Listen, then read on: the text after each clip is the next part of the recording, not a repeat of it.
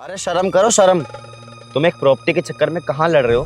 तुम दोनों का ये नहीं दिख रहा? और ऊपर से कल भाई दूज भी है। अरे काहे का भाई दूज दीदी, जब सारे रिश्ते खत्म हो रहे हैं तो काहे का भाई दूज।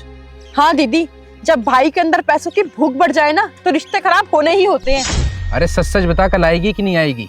मुझे नहीं आना तेरे घर पे। ठीक है मत आ, मैं भी मरा नहीं जा रहा तेरे से भैया दूज पे टीका लगवाने के लिए। हाँ हाँ, अब तो तू बोलेगा ही ना।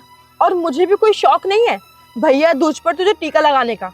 और सुन, अपना हक तो मैं नहीं खोने वाली। तुझे रिश्ता तोड़ना है ना तू तोड़ दे, लेकिन प्रॉपर्टी में हिस्सा मैं लेकर ही रहूंगी। माँ पापा के जाने के बाद सारा प्रॉपर्टी का हिस्सा तो तूने हथिया लिया, और मुझे क्या मिला? कुछ भी नहीं। देख बेटा, तुझे तो कोर्ट तक लेकर जाऊंगी। हाँ हाँ जा कोर्ट, मैं भी देख लूंगा। और सुन, उस प्रॉपर्टी पे सिर्फ मेरा हक है, मेरा। हाँ हाँ देख लेंगे, और ये फैसला ना कोर्ट करेगी। तू कोई नहीं होता फैसला करने वाला। और हाँ, प्रॉपर्टी पे बेटी का हक भी होता है, समझा? अरे वो तो तू कब का ले चुकी, रोज रोज आ जाती थी घर पे बहाने मार के। कभी पति बीमार है, कभी काम नहीं चल रहा। उस टाइम तो बड़ा प्यार आता था तुझे मुझ पे, और जब से पापा गए हैं प्रॉपर्टी मेरे नाम पे करके, सारा प्यार गायब हो गया।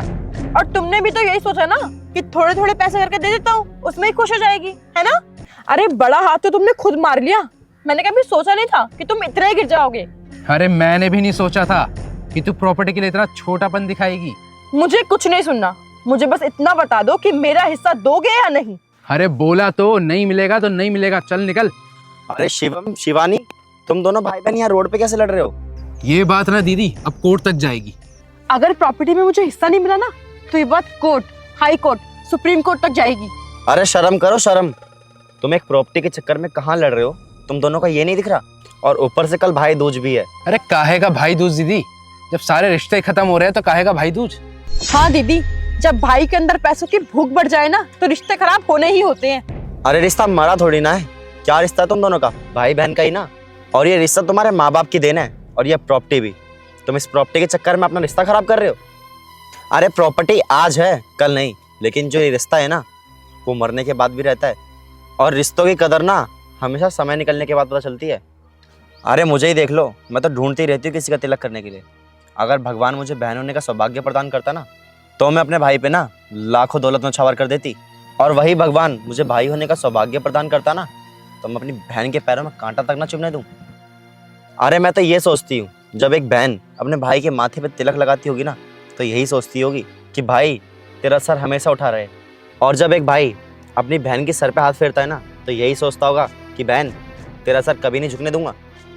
समझ में आया? प्रॉपर्टी के लिए लड़ रहे हो, प्रॉपर्टी के लिए।